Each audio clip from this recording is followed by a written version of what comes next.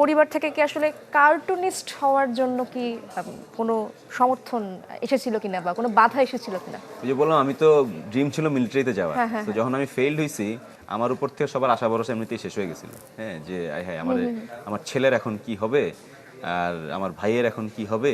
তো এখন যেহেতু মিলিটারি মানে তার যে ড্রিম ছিল এটা তো আর ফুলফিল করতে পারলো না, এখন সামনে গিয়ে ভার্সিটি গিয়ে কি করবে আর কি। তো আমি ভর্তি হয়েছিলাম হচ্ছে ইউল্যাবে, কম্পিউটার সায়েন্স অ্যান্ড ইঞ্জিনিয়ারিং এ। আর ইন দ্য মিন টাইম আমার উন্মাদের যাতায়াত শুরু হয় ওই সমসাময়িক সময় আর কি, হ্যাঁ 2011-12 দিকে আর কি। তো আমার বাসায় তারা ইনিশিয়ালি খুবই খুশি ছিল যে উন্মাদ যেহেতু হাসান হাবিব এটা সম্পাদক, হ্যাঁ সবারই পরিচিত মুখ হাসান হাবিব। আমার বাসার মানুষজন আমরা সবাই হচ্ছে কি ওনার 3 ভাইয়ের বই পড়ে আসলে বড় হয়েছি টেকনিক্যালি।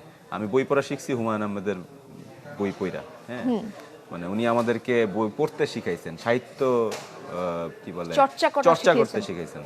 হ্যাঁ, then Zafar Iqbal sir and Ahsan Habib. So 3 ভাইয়ের বই পড়েই আমরা বড় হয়েছি। সো আহসান হাবিব ওনাদের সবার ছোট।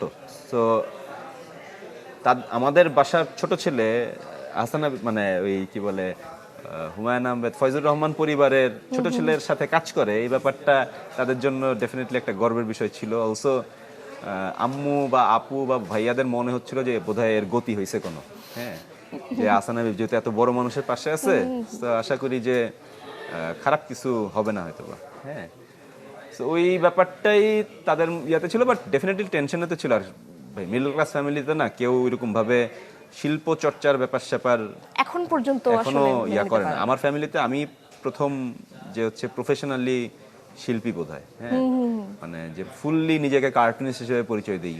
আমার মনে হয় আমার জেনেটিক্যালি ব্যাপারটা আম্মুর কাছ থেকে আসছে।